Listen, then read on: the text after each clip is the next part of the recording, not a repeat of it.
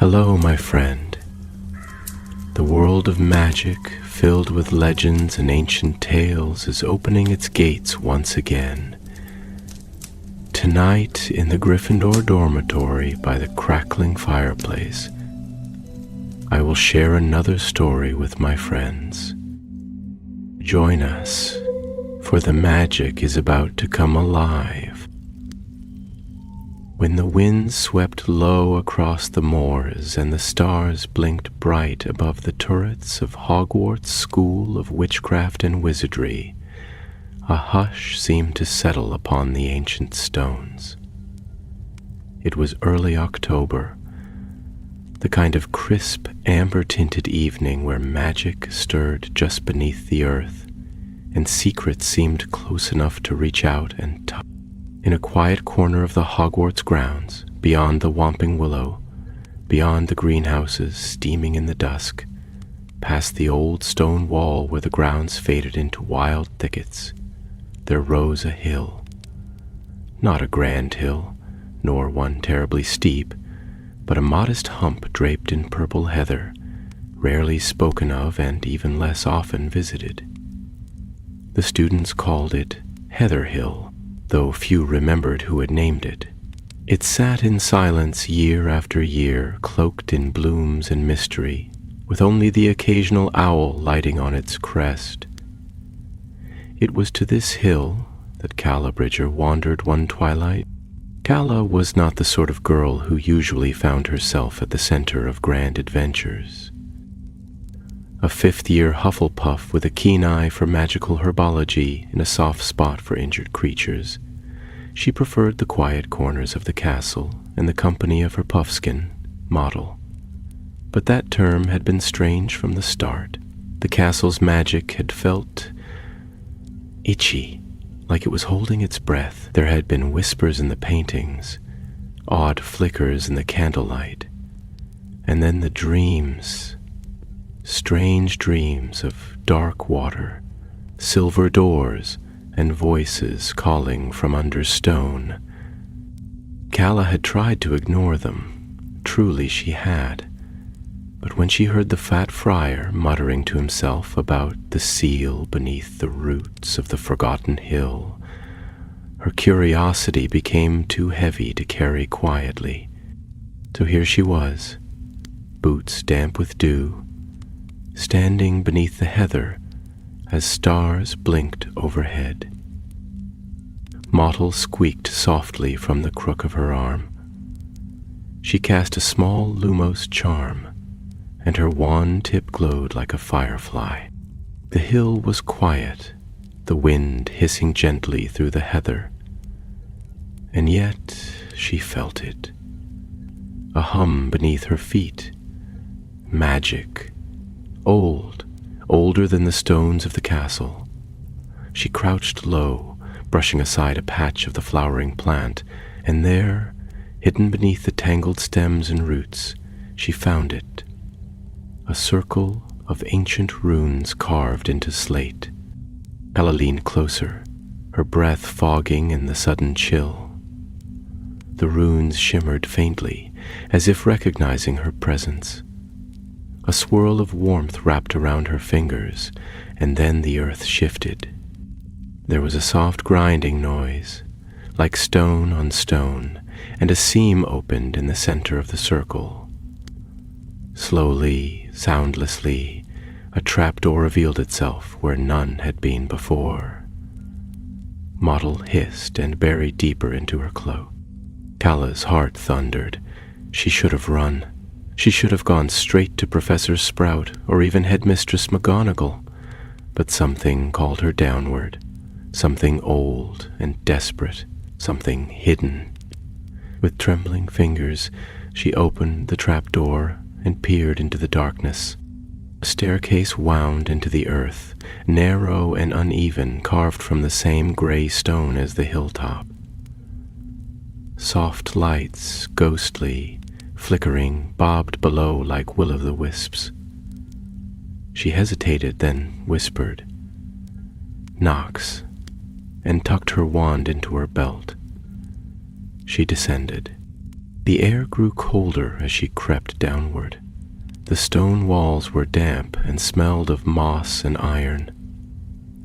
As she stepped onto the final stair, the passage opened into a round chamber lit by 4 glowing orbs suspended in mid-air. The walls were etched with ancient carvings, scenes of dragons circling towers, wizards kneeling before a door of silver, and a great serpent coiled about a tree. In the center of the chamber stood a pedestal, and upon it a smooth obsidian disc. Kala stepped forward. The chamber buzzed with latent magic, as though it were waiting. She reached out a hand.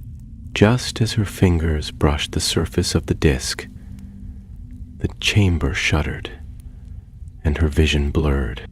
Suddenly, she was no longer alone. 2 others appeared beside her, blinking in surprise. Scorpius Malfoy, pale-faced and sharp-eyed, robes askew as if he had been pulled mid-run, and Bryony Fenwick, tall, whip-smart, and fiercely unamused to find herself underground. "Where? What is this?" Bryony snapped, her wand already drawn. Scorpius glanced around, rubbing the back of his head. "I was in the library," he muttered. "I touched a page and I touched this disc," Kala said quickly, lifting her hand. The surface of the obsidian shimmered as if it had absorbed her magic. There was a long pause as the 3 students stared at one another, and then the chamber door, the one shaped into the carvings behind them, rumbled open. Beyond it lay darkness, and a low wind moaned, not from any natural breeze, but as though something ancient had just awakened. Kala looked to the others. "I think we were summoned." Scorpius gave a grim smile. "Then we best not keep it waiting." They stepped forward, leaving behind the soft light of the chamber and entering a realm no student had walked in for centuries.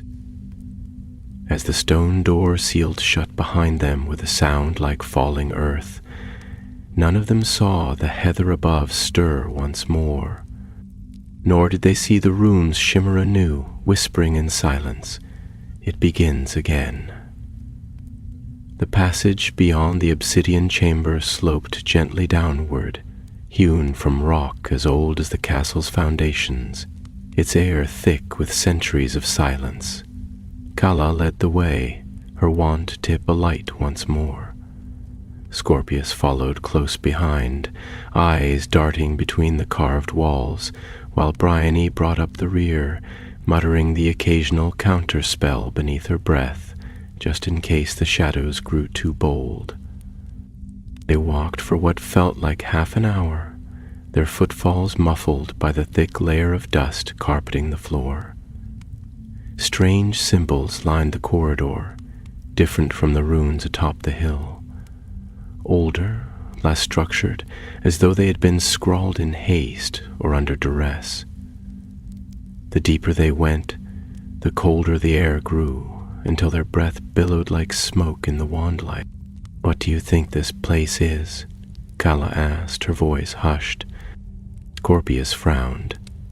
"Some sort of hidden wing of the school, maybe, but there are no records of anything beneath Heather Hill." "No records that survived," Bryony corrected, scanning the symbols with a calculating gaze. "This is pre-founders, or very nearly. Some of these marks, I've only ever seen 1 or 2 like them, and only in very old spellcraft." "Like cursed objects?" Kala asked, shivering slightly. Bryony didn't answer. They came to a bend in the corridor, and as they rounded it, the passage opened into a long hall, taller than the Great Hall and nearly as wide, with pillars of dark stone rising like tree trunks into the gloom above. A silvery mist curled about the floor, veiling their feet. At the far end stood a great arched doorway, shaped like a serpent with wings, its mouth agape and filled with The mist clung to their ankles as they advanced, and though there was no wind, the torches set into the walls sputtered with uneasy light, flaring and dimming as though aware of their presence. Halfway across, Scorpius halted. "Wait," he said sharply. "Look there." He pointed to one of the pillars. Embedded in the stone was a wand, old and cracked, with ivy wrapped around its handle. Beside it, inscribed in curling script, was a name. Thaddeus Merrill. Calla ran aloud. "Wasn't he one of the first Slytherins?" Bryony finished, her brow furrowing. "Expelled for attempting to open a cursed gateway, if I remember right." "Charming," Scorpius muttered. "And his wand's here." As if in answer, the mist around them began to rise, forming tendrils that reached and curled like fingers. The temperature dropped another few degrees. A low hum filled the hall, not unlike the sound of a boiling cauldron, but deeper, more resonant. The door ahead groaned, and a figure began to emerge. Not a person, a guardian. It floated just above the ground, tall and robed in shadow, its face obscured by a hood. In place of hands, it bore blades of polished bone, and its voice, when it spoke, seemed to echo from within the stones themselves. "Who seeks the door?" The three froze. "We're students," Calla said quickly. "From Hogwarts." "All who pass must answer," the guardian intoned. "One question, one truth." The mist swirled into a circle around them, and with a shiver the three realized they could no longer retreat. The guardian moved to Calla first. She stood straighter, her wand clenched tightly. "Maybe you walk the path beneath the heather?" I followed the signs," she said, trying to keep her voice steady. "I think this place is dangerous. I want to know what's down here. I want to protect the school." The mist shifted, as if murmuring amongst itself. The guardian turned to Scorpius. "Why do you walk the path beneath the heather?" Scorpius hesitated. "I saw a book in the restricted section. It mentioned a sealed chamber below the grounds. I touched the page and ended up here. But I'm not leaving until I understand why. Secrets have a way of rotting if left too long." A faint shimmer passed over his face, and the guardian moved again, this time to Bryony. "Why do you walk the path beneath the heather?" Bryony did not answer at once. Her eyes were fixed on the carved serpent above the door, her face unreadable. "I followed a curse," she said at last. "It's old magic, twisted. Something dangerous has awakened. I intend to stop it before it spreads." The guardian said nothing. The silence grew so long that Calla began to wonder whether they had failed the test. Then, with a sound like rusted chains uncoiling, the guardian raised its arms. The blades shimmered once, then vanished, and the figure dissolved into a cloud of silver dust. The doorway ahead creaked open. Beyond it, stairs descended once more into shadow. "Brilliant," Scorpius murmured. "Down again." Calla looked over her shoulder. The hall was empty once more.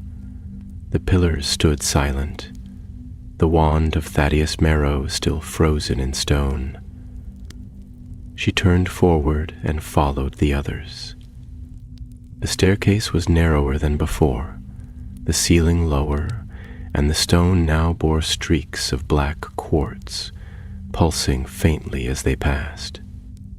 The light from their wands revealed more markings, newer ones, scratched over the ancient runes in jagged slashes, as if someone had tried to overwrite the magic within.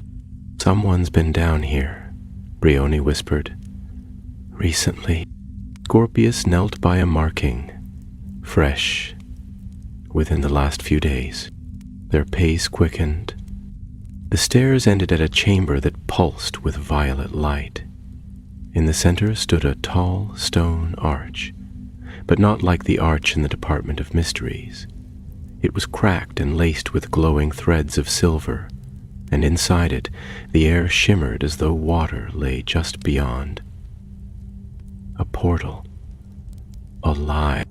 On the floor before it, sprawled in a crumpled heap, was a student's robe, torn and singed, a Hufflepuff crest on the sleeve. Kella dropped to her knees beside it, lifting the fabric with trembling fingers. The robe was warm, recently worn.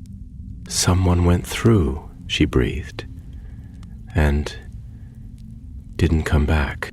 The portal pulsed brighter, almost eagerly. Then, from behind them, a sound echoed up the stairwell they'd just ascended, a low, wet scraping. Something was coming. Calla's breath caught in her throat as the scraping sound grew louder, echoing off the damp stone like claws against slate. She leapt to her feet, clutching her wand so tightly her knuckles turned white. Bryony had already turned to face the stairwell, wand raised, eyes narrowed. Scorpius stood between them in the archway, his back to the swirling portal, watching both directions as though expecting danger from every shadow. "What is that?" Kala whispered, her voice tight. "Nothing good," Bryony murmured. They edged backward, drawing into a loose triangle. The noise swelled, scratching, dragging, something wet breathing through the dark. Then a figure emerged. For a moment it appeared human, tall, swaying, robed in something like black water. But as it stepped into the faint light, its form flickered, as though it couldn't quite decide what it was. A face appeared and vanished, hollow eyes, a mouth twisted as if in silent screaming, and then it lunged. Scorpius shouted, casting a blast of red light that slammed into the creature's chest. It staggered, but only for a moment. Bryony joined in at once, her spell a spiraling jet of blue that struck the creature across the shoulder. The thing shrieked, not with a voice, but with a tearing sound that pierced the air, and darted forward faster than anything that should have moved on two legs. Ella barely had time to react. She raised her wand, shouted, "Protego!" and braced herself. The shield shimmered into being just in time. The creature struck it with a noise like ice cracking on a winter pond, and reeled backward, momentarily stunned. "This isn't a creature," Bryony gasped, eyes wide. "It's a construct, some kind of magic wrapped around a memory. That's why it flickers. It doesn't fully belong here." "Oh, let's help it along then," Scorpius shouted, hurling another stunner. The creature shrieked again and twisted violently, dissipating into a swirl of black mist. For a heartbeat, all was silent but the thundering of their own breathing. Then Briani stepped toward the robe on the floor, her voice grim. "That was guarding this portal. Whatever through there doesn't want company." Kala crouched again beside the singed cloth.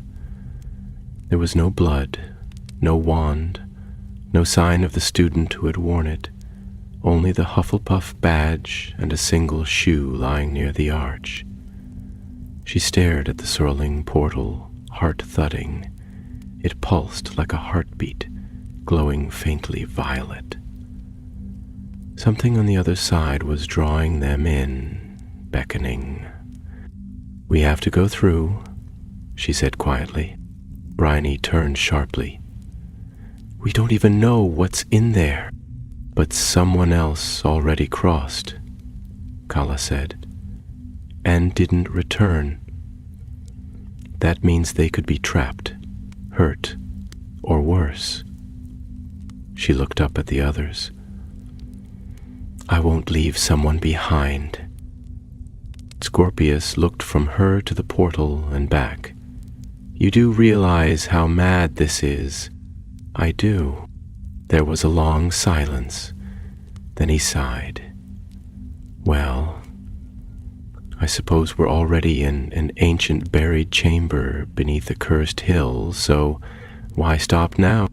Bryony didn't speak, but she moved toward the arch, wand gripped tightly, face pale and set. They stepped forward together. As Kala crossed the threshold, the air seemed to split around her. For a moment there was no sound, no sight, only a sensation of falling, not down, but across. Then her feet hit solid ground. The others appeared beside her in a rush of cold wind. They stood now in a vast cavern, unlike any part of the castle they knew. Its ceiling stretched high above, laced with veins of glowing crystal that bathed the stone in an eerie, soft light. Pillars of rock climbed like towers from the ground, and in the distance, an ancient forest of pale, leafless trees stretched in every direction. The cavern's floor was littered with broken relics, fragments of wands, shattered hourglasses, twisted bits of chain, and scattered among them the faint shimmer of old enchantments, flickering like dying embers. It was not a place of life. "It's like a graveyard," Bryony whispered, her voice swallowed by the silence. Scorpius knelt by one of the broken hourglasses, brushing aside ash. "Time magic," he murmured. "This place, it's where time was once held, or broken." Ahead the forest beckoned with silent branches, and between the trunks of the trees faint shapes flickered, like figures half caught in dream, faces twisted in confusion, limbs moving in strange loops. One of them turned toward the trio, and for a moment, Kala thought she saw the face of the Hufflepuff student, his mouth open as if calling out, though no sound reached them. "He's in there," she breathed. Without another word they moved forward. The air grew colder as they neared the trees, and the strange figures darted between trunks, never quite revealing themselves. Kala gripped her wand tightly and tried not to look too closely at the ones that passed near. Some of them bore faces she almost recognized, blurs of students long gone, teachers from portraits, even, impossibly, a fleeting image of a boy who looked terribly like Tom Riddle. The trees did not move. They had no leaves, no scent, no warmth. As the trio stepped into the forest, the light from the crystals above faded, and the world became a place of shadow and echo. They walked in silence, eyes scanning the dark, until a voice called out, soft and urgent, "Help!" They turned together. Ahead, half buried in a tangled root, was the Hufflepuff boy. He looked dazed, eyes unfocused, clothes torn and singed. Kala rushed to him, falling to her knees. "Hey, we've got you. It's all right, we're here." The boy blinked slowly, and his mouth formed words without sound. Then he pointed, hand shaking, toward the trees behind him. Kala turned. From the darkness, something massive stirred. A creature stepped forward, no longer mist in memory, but solid and terrible. It resembled a stag, but made of bones and silver flame, its eyes hollow wells of black fire. Upon its brow lay a twisted crown of antlers, and with each step the forest recoiled. Kella rose slowly, her wand raised. The others followed suit. The creature watched them in silence, and then, in a voice that seemed to come from the forest itself, it spoke. "You tread the path of the forgotten. Why?" This time no one answered at once, and the creature took a step closer. Kalla's heart pounded so loudly she was certain the creature could hear it. The stag-like guardian, tall as Hagrid's hut and twice as terrible, stood between the white trees like a memory carved into the bones of the earth. Its antlers scraped the air above, glowing faintly with violet fire, and each breath it exhaled stirred the dust into delicate spirals around its hoofed feet. Hermione stepped forward first, her wand steady, though her voice trembled ever so slightly. "We came because someone was taken. One of our classmates crossed into this place and could not return.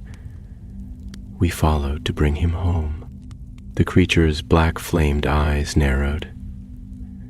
"This realm holds no prisoners, only those who forget how to leave."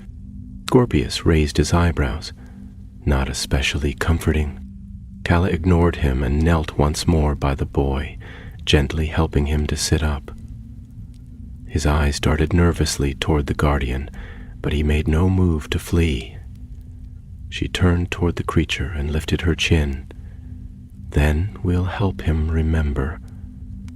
And once we do, we'll all go." The guardian lowered its head slightly, as if curious. "To leave is not to pass backward through the gate. The portal brought you here by memory. You may return only by truth." Hermione's voice was low. "What does that mean?" The guardian raised its head again. "Each of you holds within a fracture, a piece of yourself you have hidden or denied.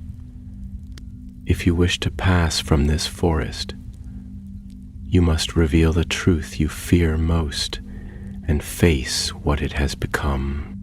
A stillness fell over the trees. Even the phantom figures among the trunks seemed to pause. Then, as if by some unseen signal, the forest shifted. The trees to their left bent aside, revealing 3 paths branching into the dark. Each path was flanked by pale stones, half buried in ash. The Hufflepuff boy let out a quiet gasp and shrank into himself. Kalla placed a hand on his shoulder, then stood. "3 paths," she said.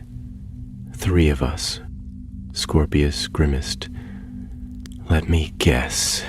We split up?" "It's always splitting up," Bryony muttered under her breath. "Fine, let's get it over with." The guardian watched in silence as they chose their paths. Kalla took the center. The moment she stepped forward, the others disappeared behind her, and the world changed. She found herself in the greenhouses. Not a memory exactly, everything was too quiet, too still, but the smell of damp soil and the soft mist on the glass was unmistakable. Rows of magical plants stretched in every direction, but there was no sign of movement. She took a step, then another, until she reached the table where she'd spent so many afternoons pruning puffapods and repotting Mimblus Mimbletonia. A figure stood at the far end, facing away. Kalla's breath caught, and the figure turned. It was her mother. Not as Kalla remembered her from photographs, smiling brightly in Muggle clothes, but as she had last seen her. Pale, sickly, wrapped in wool blankets and fading away. Her eyes were distant, her voice soft. "Kalla," she said, as though speaking from a great distance. "Why didn't you come?" Kalla's throat clenched. She stopped, the words twisted in her mouth. You were in St. Mungo's. I couldn't leave school, they said. I wanted to. The figure tilted its head. But you didn't. Calla felt the burn of tears behind her eyes. I was scared, she whispered. I thought if I didn't go, if I stayed at Hogwarts, nothing would change.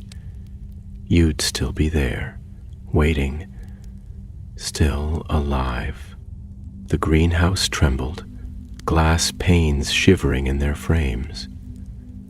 The plants began to wither around her, leaves curling inwards. The figure of her mother remained, eyes kind but sad. Truth, the voice of the guardian whispered from nowhere and everywhere at once. You have spoken it. The greenhouse dissolved into shadow, and a path of light unfolded before her. She stepped onto it, alone but no longer afraid. Meanwhile, Scorpius stood in the middle of a crumbling library. He recognized it instantly. His father's private study at Malfoy Manor, a place filled with old grimoires, relics from the war, and shadows that whispered of secrets better left buried. The scent of old parchment and cold stone lingered in the air. A figure sat in the chair behind the desk. Tall, blonde, pale. Father, Scorpius said warily. The figure raised its head, and the face was not entirely Draco Malfoy's, but something older, crueler. Lucius Malfoy, as Scorpius had seen him once in a faded portrait. You have his name, the voice rasped, but you will never be free of his shadow. Scorpius said nothing. He simply walked forward, arms crossed, and stood before the desk. You fear you're nothing without their legacy, the figure continued. A boy, trying to be clever, trying to be good, while pretending his name does. I hate that it opens doors, Scorpius snapped. I didn't ask for any of it. The shadows on the shelves deepened. The books began to burn one by one, their pages curling into flame that smelled like shame and bitterness. Then give it up, the voice said. Let go of the name. Walk away from the power. I'm trying, he said quietly. Every day, the library collapsed in on itself. As the shelves crumbled, a silver thread of light coiled around his feet, leading him away. Truth, the voice whispered. Hermione, meanwhile, walked through a corridor of mirrors. Each reflected a different version of her, some younger, some older, all alone. In one, she stood at the front of the class, eyes blank. In another, she sat in the common room, surrounded by books and silence. Then came the mirror she feared. In it, she stood on a stage in the great hall, surrounded by others, their eyes on her with judgment or expectation, and she was failing, stuttering, cracking under the weight of their belief that she was the clever one, the capable one, the one who always had an answer. I'm not as strong as they think, she whispered. I study because I'm afraid. I plan because I don't know how else to be brave. The mirror shattered, the fragments falling in slow motion. Truth, the guardian intoned. Light spilled from the broken glass, forming a path. 3 paths, 3 truths. When the forest lifted, and the 3 of them stood together once more beneath the bone-crowned stag, there was no fear left in their eyes. The guardian lowered its head. You may pass. The trees parted. The path that opened before them wound like a river of pale light through the dying forest. The antlered guardian did not follow, but watched with empty eyes as they passed, its form slowly fading into the mist like smoke returning to the sky. The Hufflepuff boy, pale and trembling, walked close to Calla, clinging to her sleeve, as though afraid the moment he let go, the forest would reclaim him. As they walked, the trees began to thin. The air warmed slightly, though it remained heavy with the weight of old enchantments. Here and there small signs of other travelers appeared, a broken quill, a cracked mirror shard, the faint echo of a laugh that had not sounded in decades. None of the three spoke, for the truth each had faced lingered in their thoughts, too freshly stirred to be easily tucked away. At last they reached a clearing. In the center of it stood a stone pedestal, not unlike the one beneath Heather Hill, though this one was cracked down the middle and veined with silver that pulsed faintly in time with their footsteps. Resting atop it was a curious object, a ring wrought of blackened metal, inlaid with a single green gem shaped like a serpent's eye. It gave off a faint hum, like a whispered incantation caught in a loop, and around it the ground bore the marks of old duels, burned patches, gouged earth, and melted stone. Scorpius stopped short, eyes narrowing. "That's Slytherin's mark." Bryony nodded grimly. "This is what the portal was hiding, a relic." Calla looked between them. "But not a Horcrux, right?" "No," Bryony said at once. "There's no trace of soul magic here, thank Merlin, but it is powerful. And cursed. I can feel it from here." The Hufflepuff boy let out a faint whimper and backed behind Calla again. She gently urged him aside, stepping forward with caution. The ring pulsed once as she neared, and the light within the gem flared, casting a ripple across the clearing. Then the shadows rose. Not figures this time, but memories. Echoes of those who had sought the ring before. Ghostly shapes surged from the forest edge.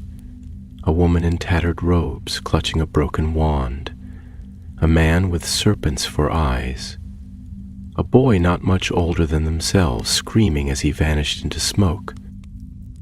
The ring burned brighter with each figure, as if feeding on the ambition, the fear, the desperation they had left behind. Calla staggered back. "It's drawing on them." Bryony was already muttering a counter-curse, her wand spinning in tight circles. Scorpius added his voice to hers, and together they conjured a barrier of golden light between the relic and the encroaching phantoms. The shades howled in fury, flinging themselves at the shield, but the magic held. For now. "We can't leave this here," Calla shouted over the din. "Someone will find it again." Scorpius wiped sweat from his brow. "We can't destroy it either, not like this. The enchantments are tangled through the foundation of the place. It might bring the whole cavern down." "Then we seal it," Bryony said, her voice firm. "The way the founders did, but we'll need all of us. Even him."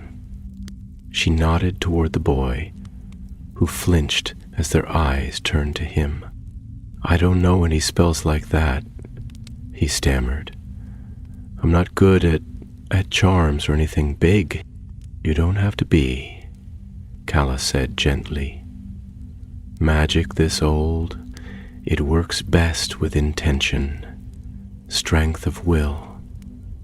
We focus together, pour our purpose into it. We can do this." They formed a circle around the pedestal, wands raised. The ring's light flared higher, trying to resist. The shades screamed louder, but the four of them, standing firm against the tide, began to speak the words Bryony whispered to them. Old magic, binding magic, meant not to destroy, but to seal and guard and hide. The air thickened, the earth trembled, cracks spread from the pedestal, wrapping the ring in a lattice of glowing runes. The shadows shrieked and were drawn inward, one by one, until the last, an echo of a boy with eyes like obsidian, was swallowed into the gem, and the clearing went still. The ring pulsed once more.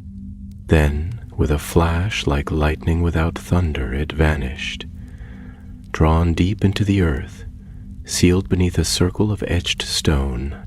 The silence that followed was absolute. Only the sound of their breathing broke it, ragged and uncertain. Then Scorpius let out a soft, disbelieving laugh. Did we just do that? Bryony lowered her wand. We did. Calla turned to the boy. Are you all right? He nodded slowly. I think so. A faint light shimmered at the edge of the clearing, revealing a new path. This one paved in moonstone, sloping gently upward. The way home. They followed it without words. The cavern began to shift around them, the walls closing, the old forest falling away like mist in morning light. They stepped through a veil of silver light and emerged beneath Heather Hill, the stars still glinting above as though no time had passed at all. The trapdoor slid shut behind them, vanishing once more into the heather. For a long moment, none of them moved. Then Bryony turned to Calla and gave a slow, approving nod. You started this, but you finished it too. Calla managed a tired smile. I couldn't have done it alone. Scorpius clapped her on the back. No one ever does. They led the boy back to the castle as dawn crept over the hills, pale and golden and full of promise. And though none of them would speak openly of what had passed beneath the earth, a quiet understanding grew between them, one forged in shadow, shaped in truth, and sealed in silver flame. The castle was still sleeping as they slipped through the great oak doors. The entrance hall lay hushed in the gray pre-dawn, its ceiling faintly aglow with the light of the coming morning. No portraits stirred. Even the suits of armor, ever creaky and prone to commentary, remained mute, as though the castle itself knew where they had been and dared not disturb their return. Calla's limbs ached with the weight of what they had done. Her robes were dusted with ash and magic, her hair tangled with the scent of old earth. But there was a steadiness in her chest now, a sense of something deeply right, even if the rest of the world would never know it. She glanced at the boy walking beside her. Pip Caro, he had finally managed to say, his voice still soft, still distant. His eyes remained wary, as if afraid the shadows might follow him into daylight. But the tremble had left his hands. Bryony peeled off silently near the grand staircase, offering only a nod before vanishing up toward Ravenclaw Tower. Scorpius lingered a moment longer, hands in his pockets, before giving Calla a crooked smile. I suppose I should be used to this by now, he muttered, getting dragged into something ancient, dangerous, and deeply unsanctioned. It's practically a tradition in certain circles. Calla laughed quietly, the sound more real than anything she'd felt in days. You're not going to write a report to the headmistress, are you? Oh, I might, he said airily, turning toward the dungeons, just to see the look on her face. But don't worry. I'll leave out the bits about the flaming stag and the reality-fracturing snake ring. No need to start a panic. He paused. "You did well, Bridger." She watched him disappear into the shadows beneath the stairs, and for a moment she felt a pang, a sudden understanding that the world within Hogwarts was vast and changing and full of people she might never have thought to trust had this adventure not chosen her. She turned toward the Hufflepuff common room, guiding Pip gently along. They entered just as the enchanted sunlight began to peek through the round windows. A few early risers stirred in their beds, yawning and stretching, unaware that just beneath their feet an ancient seal had been reforged. A relic hidden once more beneath layers of stone and silence. Pip sat on one of the squashy yellow armchairs, staring into the unlit hearth. Calla fetched a blanket from a nearby bench and draped it over his shoulders. For a long moment, she hesitated. Then, quietly, she asked, "Do you remember anything else about what happened before we found you?" He blinked slowly, frowning. "Only pieces." There was a whisper, something promising knowledge. Power, maybe. I didn't know it was real. I just followed the pull, like in a dream. Then it was too late. The forest swallowed me. "It's gone now," she said gently. "Sealed. It can't hurt anyone else." Pip didn't reply, but after a moment he leaned back and closed his eyes. Calla watched him for a while, then rose and slipped away, exhaustion finally catching up to her. Later that morning, news of Pip's mysterious reappearance spread through the school like a startled owl. Professors whispered in corners, and more than one student claimed to have seen strange lights on Heather Hill, though no proof ever emerged. The area was quickly roped off by Professor Longbottom and guarded by enchanted hedgerows that hummed whenever anyone drew too close. No official explanation was ever given. Professor Sprout, however, sent Calla a rare, knowing smile as she handed her a tray of dragon dung fertilizer and told her to take the afternoon off from practicals. Professor McGonagall said nothing at all, but a week later, Calla received a letter from her, a folded parchment bearing no message, only a single mark in the corner, a spiral enclosed by a serpent's tail drawn in green ink. She tucked it away and never mentioned it to anyone. As for Briony and Scorpius, they returned to their own routines, though Calla often spotted them in odd places, researching old books on enchantments, mapping parts of the school that no longer appeared on the Marauders map, exchanging quick glances across the library, and once, late at night, she saw them standing on the edge of the forbidden forest, watching the stars in silence, as though waiting for the world to shift again. Weeks passed, and the seasons turned. Winter crept in, dusting the hilltops with frost and cloaking the castle in mist. Heather Hill, ever quiet, remained untouched, save for the occasional owl that settled upon it, staring into the dark with eyes that gleamed like silver moons.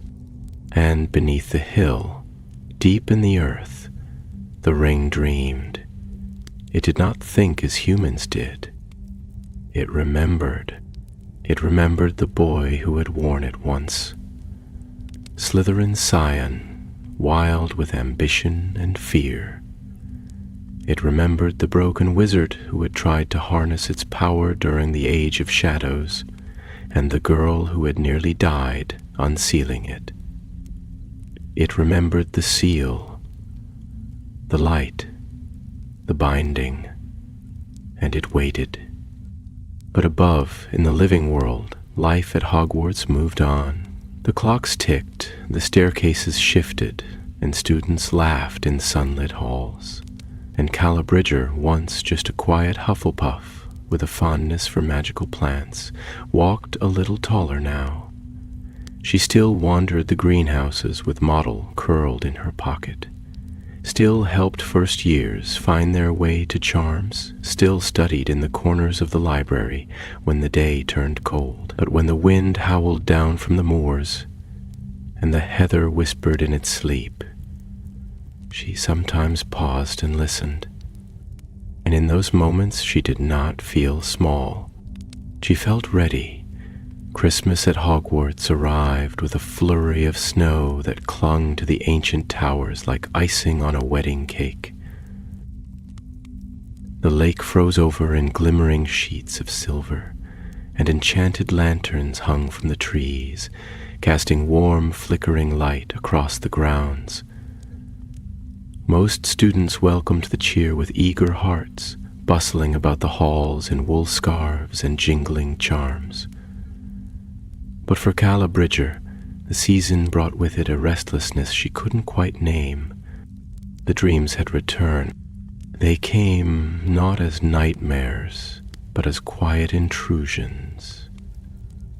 Images of shifting staircases beneath moonlit roots, of the obsidian disk glowing beneath her fingertips, of a silver-eyed stag watching her from beneath the heather. She would wake with her heart pounding and her sheets tangled around her ankles, the scent of moss and old stone thick in her nose. At first she tried to dismiss them. Magic lingered in many forms, and what they had done, what they had sealed, was bound to leave traces. But dreams, like ancient enchantments, did not always linger without reason. On the second Sunday of December, she found herself once again wandering toward the edge of the grounds. Heather Hill rose before her, blanketed in snow, the blooms buried deep beneath the frost. The hedgerows that now guarded it glimmered with protective wards, and as she approached, they stirred slightly, as though recognizing her presence. She raised a hand, unsure whether she meant to touch them or turn back, when a voice called from behind, "I thought I might find you here." Calla turned to see Bryony approaching, her boots crunching through the snow. She wore no hat or scarf, and her face was flushed pink from the cold, though her eyes remained sharp as ever. In her hand she carried a folded piece of parchment, marked with a wax seal Calla had never seen before, deep violet, stamped with the outline of a twisted ring. "What's that?" Calla asked. Bryony hesitated, then handed it over. "It came by owl this morning. No return name, no words inside either, just this." Calla opened the parchment carefully. As Bryony had said, there was no message, just a drawing, sketched in thin, dark ink of the cavern beneath the hill. But in this version, the portal arch was open once more, and something vast stirred behind it. Not a figure, a shape, a coil of darkness, half seen, marked with scales. Her fingers tightened around the edge of the page. "Someone's tampering with the seal, or trying to open another," Bryony said grimly. "I went to the library. There are references, very old ones, to a network of portals hidden beneath the highlands. Not all of them are accounted for." Calla looked up at the hill. The snow had begun to fall again, softly, silently, dusting their cloaks and hair. "Do you think it's still connected?" Bryony nodded. "Yes. The magic we sealed is sleeping, not broken. If something stirs one end of the chain, the others will feel it. I think someone's trying to wake what's left." They returned to the castle before their toes went entirely numb, but the chill in Calla's bones had little to do with the weather. That evening she gathered Scorpius and told him everything. He listened without interruption, his face unreadable until she mentioned the parchment. "I got one too," he said, frowning. "Same seal, different sketch. Mine showed the ring on a pedestal again, but not in the cavern. Somewhere else. Somewhere with windows." Calla's breath caught. "A tower?" He nodded slowly. "With arched windows. Stars outside. No floor. Just space." "An illusion?" Bryony asked. "Or a memory?" Scorpius replied. "The ring is remembering where it was made." None of them said what they were all beginning to suspect, that the ring was more than a cursed object, that it might be a key, or, worse, a doorway. The following day, Bryony convinced Professor Vector to allow her access to the Ancient Enchantments Annex, citing a fictitious essay on pre-Founders magical architecture.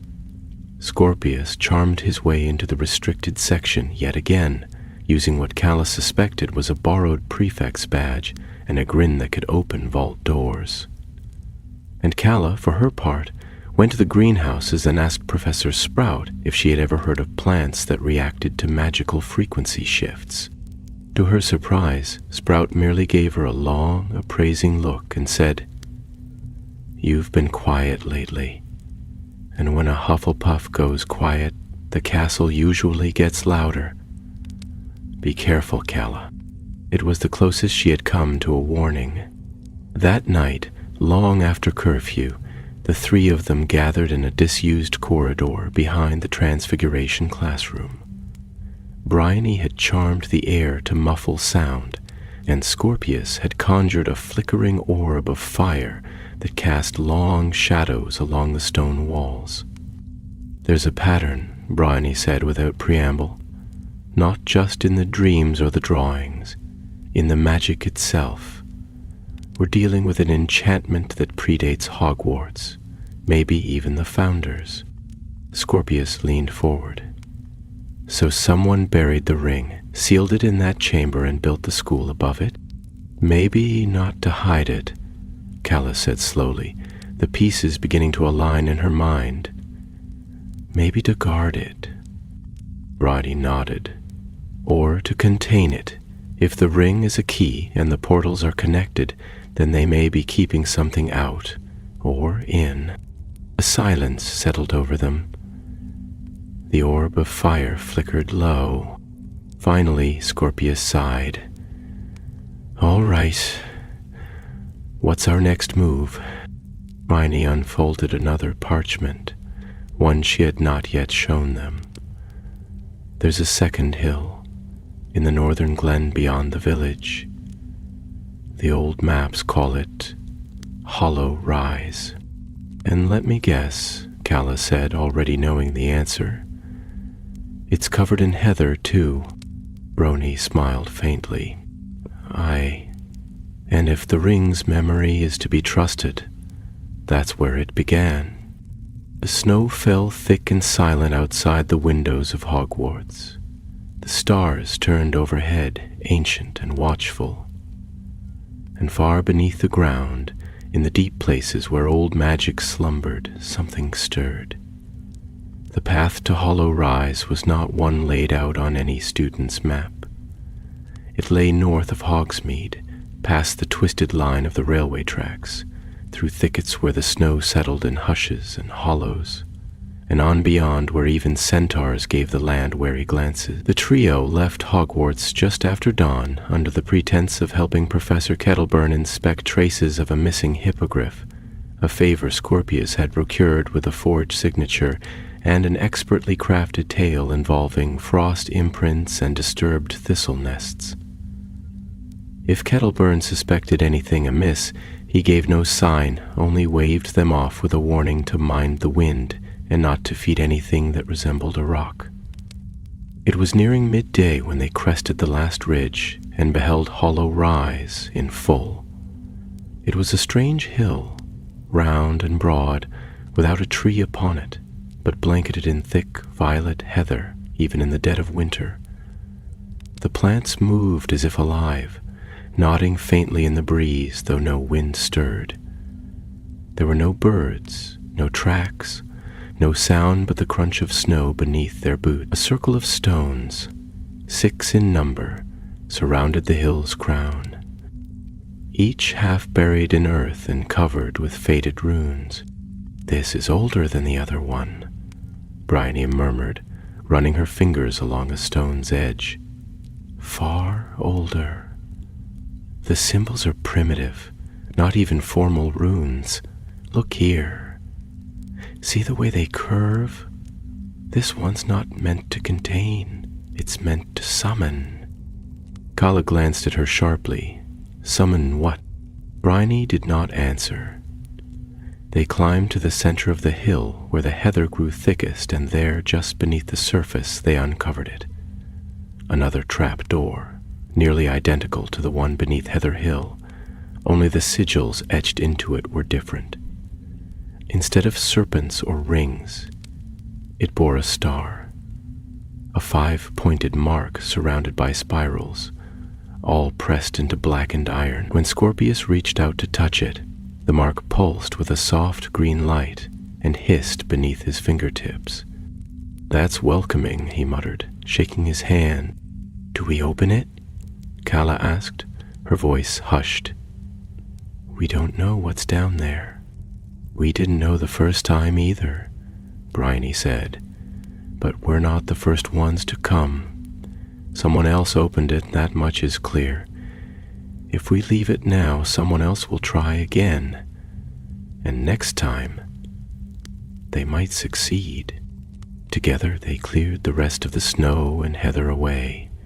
Bryony whispered a charm to dissolve the frost from the seal. Scorpius muttered a charm of protection. Kala raised her wand and cast a simple unlocking spell. The trapdoor did not spring open. Instead, the star-shaped mark slid apart like the petals of a strange flower, and from the center, a faint mist coiled upward.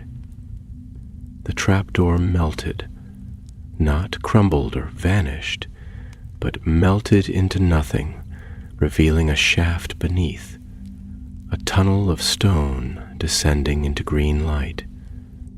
A shiver ran through Kala.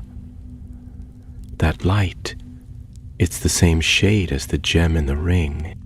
They descended slowly, the air growing colder and more charged with every step. The tunnel spiraled downward for a long while, and then opened into a vast chamber not unlike the one beneath Heather Hill, but taller and far older. There were no torches here, only the light from the walls, veins of green quartz woven into the stone like threads of a giant's loom.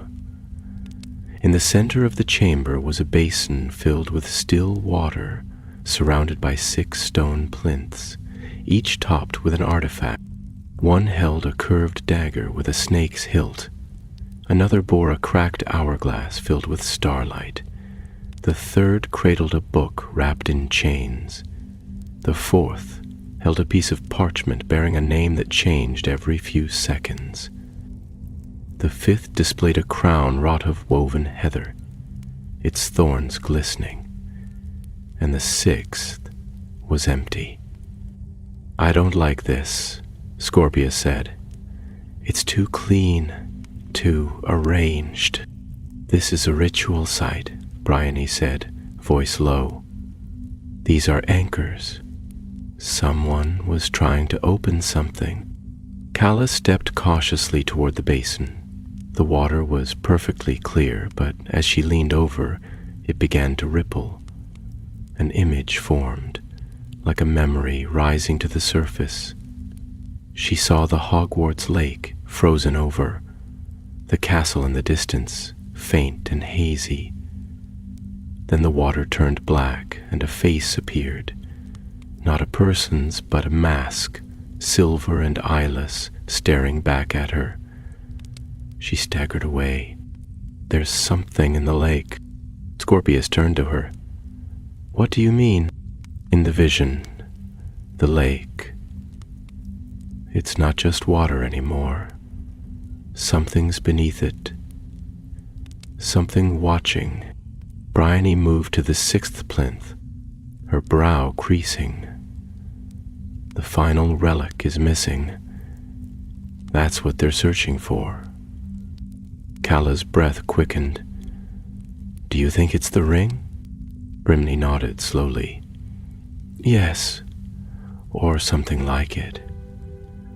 The ring was buried at Heather Hill because it was one of these. Maybe the most powerful one. The rest were sealed away here. And now someone's trying to reunite them. A sound echoed from the tunnel above, the unmistakable rhythm of footsteps. Not slow and cautious like theirs, but deliberate, steady, and approaching fast. Scorpius swore under his breath, "We've got company." They barely had time to draw their wands before the torchlight flared at the tunnel's edge, and a figure emerged. Clad in deep emerald robes, with silver embroidery swirling along the hem, the stranger's face was half covered by a hood. But when he looked up, the hood fell away. He was young, no older than them. His hair was white as ash, his skin pale, and his eyes were solid green, not glowing or enchanted, but as if carved from gemstone. He smiled, slow and cold. "I was wondering how long it would take Hogwarts to send its pets," he said. "You've done well, better than I expected. But I'm afraid this part is mine." Bryony stepped forward, wand raised. "Who are you?" The boy's eyes glittered. "I am what's left of the gatekeeper, the one they tried to erase when they buried the ring. But memory," he said softly, "is a funny thing. It always finds its way home." The chamber darkened as he raised his hand. The veins of quartz in the walls flared to life, and the basin began to bubble. And then the chamber began to shift. The stone chamber groaned as if stirred from centuries of sleep. Dust poured from the vaulted ceiling, and the green veins of quartz pulsed brighter, casting strange, slanting shadows across the walls. The basin in the center boiled with rising light, a spiraling column of silver and green mist unfurling upward like smoke beneath a storm. Calla gripped her wand tighter, backing slowly toward one of the plinths. The boy, this pale-eyed intruder, stood unmoving, his hand outstretched toward the basin as if weaving the elements to his will. His expression remained serene, but the magic rippling from him was anything but calm. It pressed against them like a rising tide full of hunger and memory, and something else beneath it. Something older. "Step away from the relics," Bryony commanded, her voice sharp and steady despite the tremor that rode beneath it. The boy turned his eyes on her, and for a fleeting moment they saw something flicker in that emerald gaze. Not a spell, not a glamour, but time. The weight of centuries compressed into a single look. "You don't understand," he said softly, the words almost kind. "The ring was never meant to be buried. It is not a curse, it is a lock, and locks have keys." He moved to the empty plinth and laid his hand upon it. As his palm touched the stone, the chamber shuddered, and the 6th relic appeared. Not the ring itself, but its shadow, a twisted silhouette of silver and black flame that hovered in the air like a wound in the world. Calla felt it at once. The same magic she had touched under Heather Hill, the same pulse, the same voice. only now clearer. It whispered in a language she did not know, yet understood all the same. Something vast, something terrible, and something that called to her name as though it had always known her. The boy...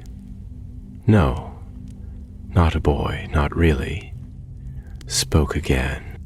The circle is whole, the gate may open. Scorpius, who had been quietly edging around the edge of the chamber, took his chance. With a muttered spell and a flick of his wand, he launched a stunner at the figure's side. But the spell struck air. The boy vanished a heartbeat before it landed, reappearing across the basin, untouched and smiling. "So eager to play the hero," he mused. "But you are not the one the gate seeks." Bryony moved beside Calla, her wand tip glowing with a complex curse pattern. "We don't care what it seeks. We're sealing this place, just like the last one. You won't take another step." But the intruder only tilted his head. "I've already taken many steps," he said. "I walked this world when Hogwarts was no more than a stone dream in the mud. I wore this name before your founders took it for their halls. You think the seal beneath Heather Hill was the first? It was merely the last, until now." He raised both hands, and the relics on the plinths began to rise. One by one, they shimmered with light and spun around the basin like moons around a dying star. The room darkened. The floor cracked, and the mist rising from the basin began to solidify into something larger. Calla stepped forward, voice clear and defiant. "Then we'll stop you, together." The mist recoiled slightly, as if struck, but the figure did not. He merely smiled again, almost sadly. "I hoped you would say that." The chamber erupted in motion. The swirling relics launched streams of light across the room, striking the stone with deafening cracks. A wall of wind burst outward from the basin, sending Bryony stumbling back. Scorpius leapt forward, wand raised, and cast a protective charm that shimmered briefly before shattering like glass under the weight of the spell. Calla dropped to one knee, casting a stabilizing enchantment into the ground, anchoring their feet even as the room began to tilt. Gravity twisting toward the center of the basin like water down a drain. "We need to break the ritual," Bryony shouted, shielding her eyes. "The relics," Calla called back. "They're feeding it. We have to sever them." She looked toward the hourglass, now spinning wildly in a blur of golden sand. With no time for debate, she ran. Scorpius, seeing her plan, mirrored her movement toward the chained book, and Bryony aimed a spell at the parchment that kept changing names. The boy? No, the gatekeeper moved to intercept, his robes whipping in the enchanted wind, his voice raised in a cry that split the air.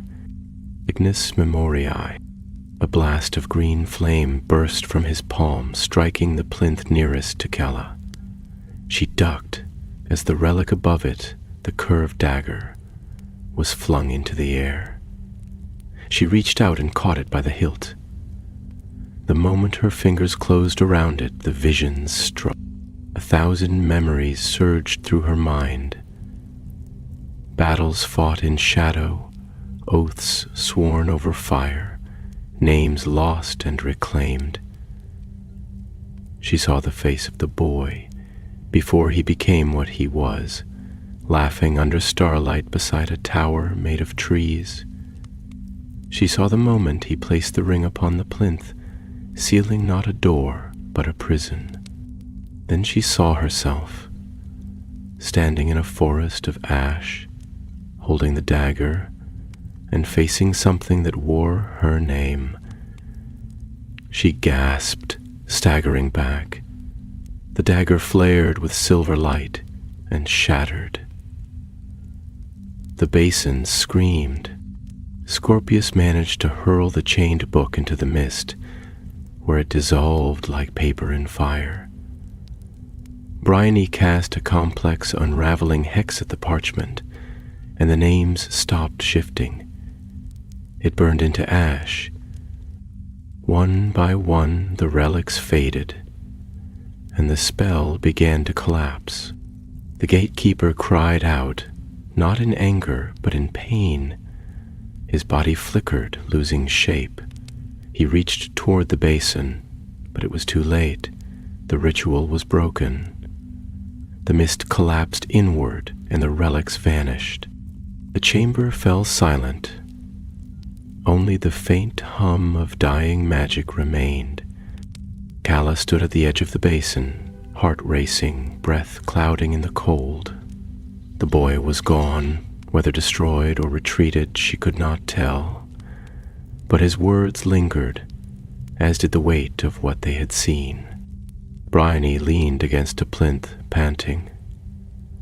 I think we stopped it, for now. Scorpius laughed weakly. I'm beginning to think we're not getting any quiet years at Hogwarts. Calla looked at the cracked basin, then up at the ceiling above, where the quartz veins had gone dark. We've closed the gate, but the key is still in the world, and somewhere she knew it was waiting to turn. The way back through the tunnel was longer than it had been before. The twisting path climbed steeply beneath layers of frozen earth and ancient silence, as though the hill itself were reluctant to let them go. No words were spoken for some time. The echo of the ritual's collapse still rang in their ears, and each step seemed to draw the air thinner, as if the act of unbinding the relics had drawn something from them that could not easily be returned.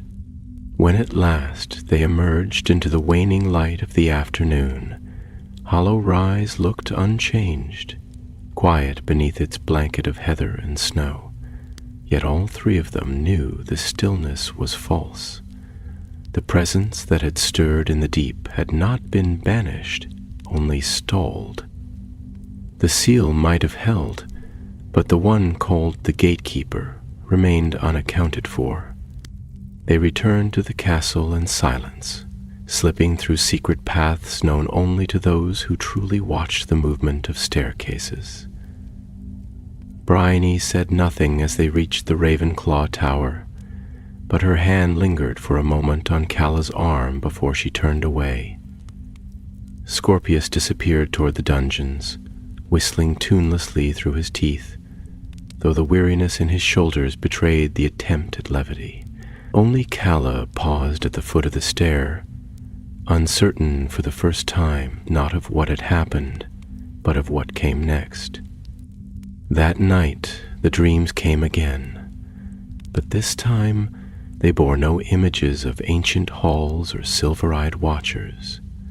Instead, she found herself beneath the stars, standing in the very center of the forbidden forest, and before her stood the stag, not twisted in fire and bone, but whole and silver, as she had once imagined it in her earliest days at Hogwarts. It bowed its head toward her, not in threat, but in understanding, and when she woke, she felt no fear. Over the following week, winter settled its weight more firmly across the castle. The holidays approached, and with them the exodus of most of the student body. Calla had planned to return home to Sussex for Christmas, to her aunt's cottage near the cliffs, but something held her back. She penned a polite letter postponing her visit and remained among the handful of students who stayed behind, finding peace in the quiet halls and long fire-lit evenings. On the third night of break, as she passed through the cloisters near the library, she found Headmistress McGonagall standing alone by the great window that overlooked the lawn, a thin book in her hands and an expression of tired thoughtfulness upon her face. She glanced up as Calla approached and gestured gently for her to come closer. "I imagine," the headmistress said, closing the book, "that you've been wondering why no one has called you to my office yet." Calla nodded, uncertain how to answer. "Professor Sprout tells me she's never seen a fifth year so quiet after having saved the school from an ancient curse," McGonagall went on, her tone dry but not unkind. "And Professor Vector tells me someone has been meddling with runes she herself refused to translate 30 years ago." Calla glanced toward the floor, but McGonagall lifted a hand before she could stammer an apology. "I am not scolding you," she said, eyes sharp behind her spectacles. "I am thanking you, and warning you this castle has always drawn strange things to it, old things, sometimes dangerous, but it also draws those who are capable of standing between what is and what must not be." She set the book down on the stone ledge. "I've requested that the ministry leave this matter alone," she said.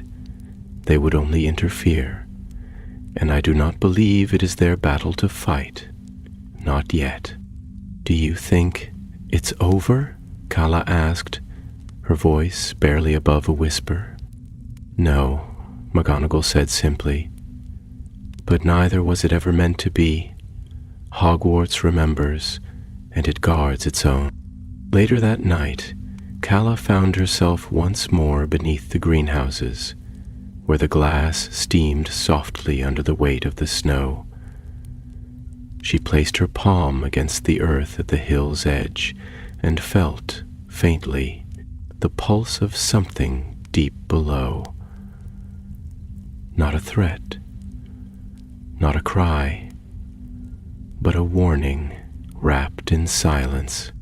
The next day, she met Scorpius and Bryony beneath the sycamore tree near the boathouse. It was cold enough that the lake had frozen over, and they stood watching the light glitter over the ice, each lost in their thoughts. At last, Scorpius broke the silence. "We'll need to find the others." Barney nodded. "The gatekeeper isn't working alone. Someone sent those drawings. Someone built the ritual site." Calla turned to look at them, the frost stinging her cheeks. "And if they try again?" Bruni drew her cloak tighter. "Then we'll stop them again." Scorpius grinned. "Besides, it's not like we've got anything better to do." Calla smiled faintly, and the sound of the lake beneath the ice was like a whisper in the wind. They stood together as the sun rose behind the castle, casting long shadows over the white hills and towers. The world was quiet now, but not empty. Beneath the snow, beneath the stone, beneath even the time-worn roots of the oldest trees, something ancient turned in its slumber, and when it woke, it would find that the guardians had returned. January came to Hogwarts like a hush falling over a crowd. The snow no longer fell in gentle flurries, but arrived in great curtains, sweeping across the castle grounds and piling in drifts so deep the first years could vanish up to their necks. The Black Lake remained frozen, and the wind that swept down from the mountains grew sharper, slicing through cloaks and warming spells alike. Most students groaned under the weight of post-holiday lessons, their minds dulled by too much pudding and not enough sleep. But for Calla, Bryony, and Scorpius, the new term brought no such stupor. Each of them had begun to notice things again. Small, strange things, like the feeling that certain portraits were whispering when they passed, or the flicker of green light in the mirrors along the fifth-floor corridor.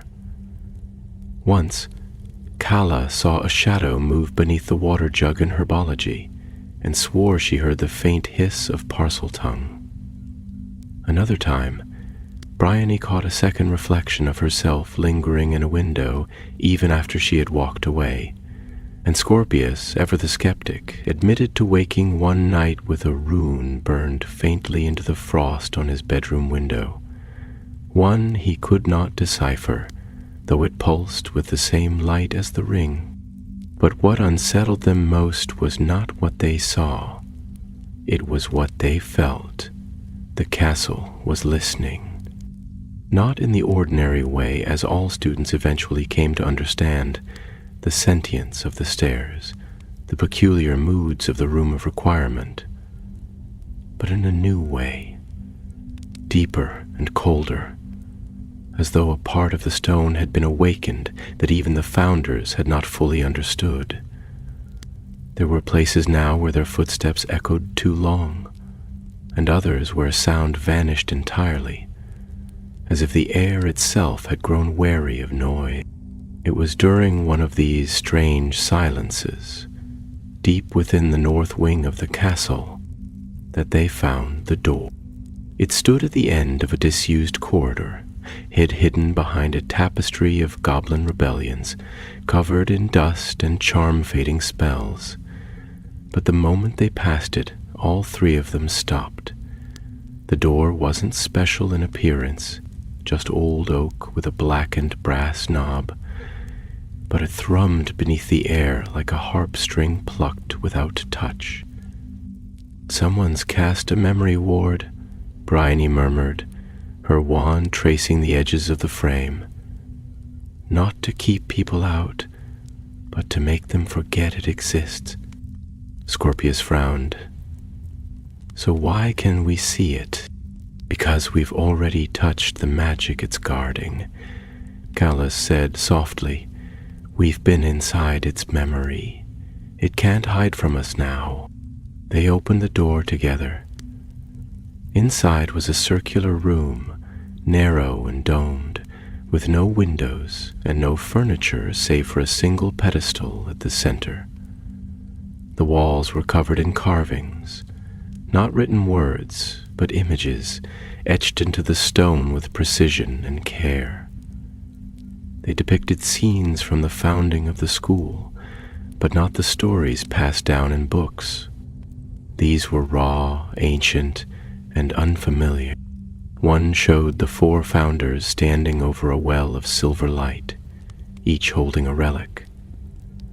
Another showed Salazar Slytherin alone, placing something into a sealed vault while the others turned away.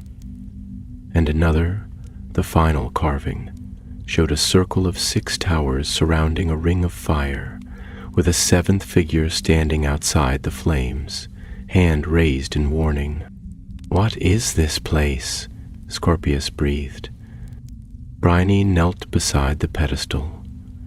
On it lay a small, thin book, bound in pale leather, its pages edged with tarnished gold. There was no title. She opened it slowly. Inside were entries written in 4 hands. She recognized Rowena's sharp quill, Godric's bold script, Helga's warm looping hand, and Salazar's tightly penned spidery ink. The final entry was written in a different shade, in faded red. It read, "The 7th gate must not be opened. We were wrong to bind it to the ring. The others are destroyed. If you find this, bury the key, break the seal, and forget the name beneath the hill." Calla stared down at the words. There was another gate. "Not beneath Hogwarts, beneath Hollow Rise," Bryony said. "The one we stopped. But it was never meant to be stopped. It was meant to be forgotten." Scorpius ran a hand through his hair. "Which means someone has remembered. Someone who shouldn't."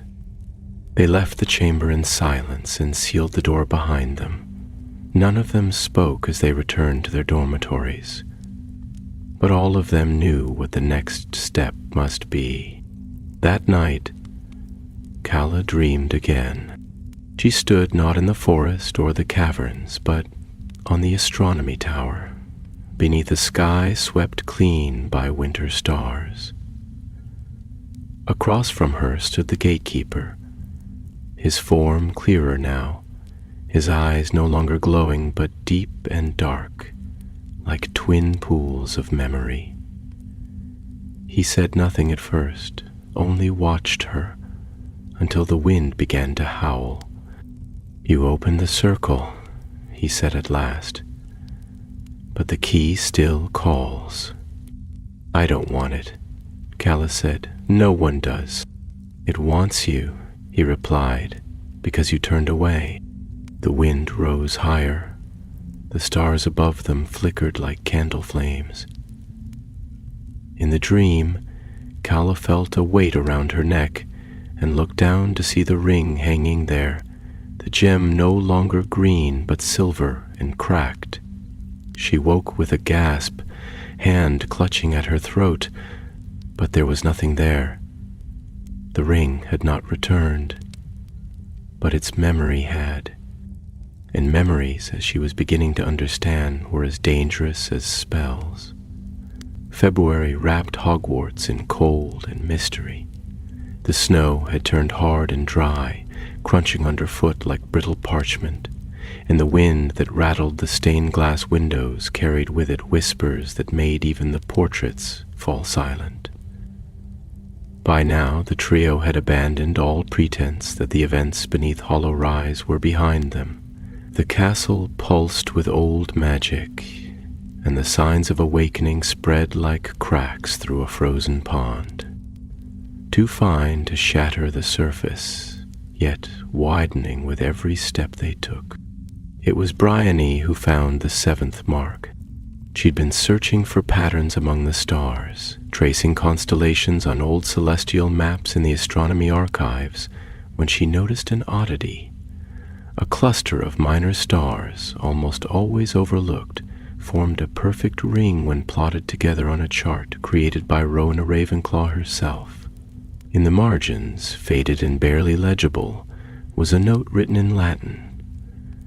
Bryony translated it that same night. Beneath the Tower of Names, where sky and stone embrace, the gate lies not in the earth, but in what was taken from it. Calla and Scorpius listened quietly as she explained, her voice sharp with thought, her fingers curled tightly around the brittle edge of the parchment. The Tower of Names was an old reference dating back to the earliest years of the school. Few remembered it now, but Bryony had found a mention in a footnote. An abandoned spire, half collapsed after the battle with Grindelwald, sealed and left to ruin behind the east wing. They went that very night. The snow had begun to fall again, fat flakes that drifted through the gaps in the battlements like ash from a dying fire. The east wing was quiet, the torches extinguished long ago. Calla led the way, her wand casting a soft circle of light as they climbed the forgotten stairs. Dust lay thick upon the steps, and cobwebs glistened in the corners, but beneath it all, they felt it, that quiet pressure of old enchantment, the weight of something watching. At the top of the stairs they found the door. It was cracked down the center, one hinge rusted through, but it opened at their touch. Beyond was a room choked with rubble and moonlight, where ivy crept through broken stones and snow had dusted the floor like powdered glass. At the far end stood a dais, barely visible beneath a collapsed beam, and behind it a wall inscribed with names, hundreds of them, old names long forgotten. Scorpius stepped forward, brushing away the snow with his wand. "These aren't just students," he said softly. "They're lost ones," Bryony finished, "the ones who vanished over the centuries. This is where they were remembered." Calla moved to the wall, scanning the names. Near the center, carved deeper than the others, was a single word, Sylvanus. She touched it, the stone shifted. A hidden panel slid back with a faint grind, revealing a staircase curling downward into the dark. Cold air rose from below, thick with the scent of iron and moss. The three of them looked at one another. No one spoke. They descended together. The stairs led into a vast chamber, not unlike the others they had seen, but here the walls were smooth, untouched by time. The floor bore no dust, no ash, no decay. At the center was a circle, this one formed of starlight caught in crystal, etched into the floor with perfect precision. Hovering above it, suspended without anchor, was the ring. It had changed. The gem was no longer green nor silver. It was now black, as if it had swallowed all color, all light, and beneath it a figure waited. The gatekeeper. He stood still, his hands at his sides, no longer cloaked in mist or shadow. His face was fully visible now, young, almost ageless, but lined with grief that did not belong to youth. His eyes met Calla's. "You return."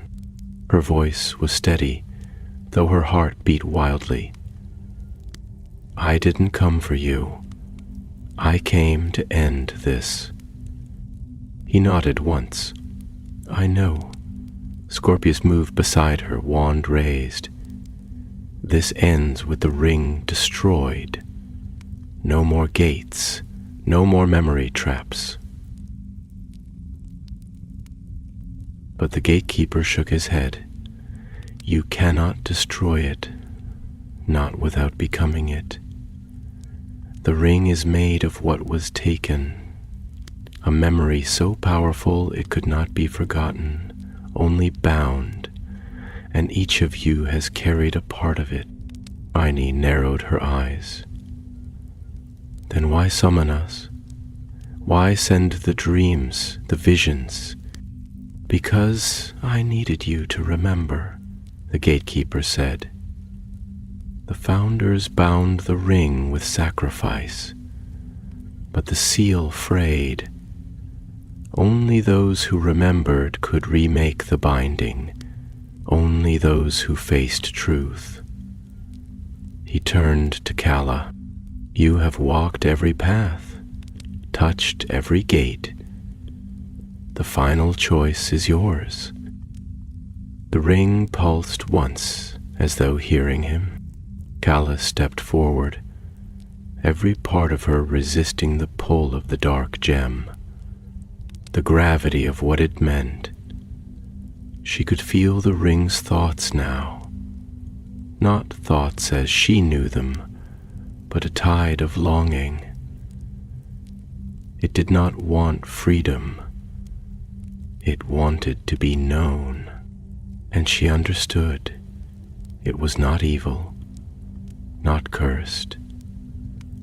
It was sorrow, bound in gold, a forgotten grief made manifest, the memory of the one who had given everything to protect a world that no longer spoke his name. She raised her wand. "I remember you," she said quietly, "but I will not let you return." She closed her eyes and poured everything she had into the spell, her fear, her hope, her memory, the names on the tower, the light beneath the hill, the truths they had spoken. The ring flared, not in pain, but in peace. And then it shattered. Light burst from the crystal circle, sweeping through the chamber like dawn across a black sky. The gatekeeper smiled once and faded with the ring. No sound, no sorrow, only silence. When the light cleared, the room was empty. The ring was gone, the chamber still. Calla stood for a long moment, then turned to her friends. "It's done," she said. Scorpius let out a long breath. "It's really done." Bryony nodded slowly. The last gate closed. They climbed the stairs in silence. Above them, the wind had died, and behind them Hogwarts slept, whole and waiting for spring.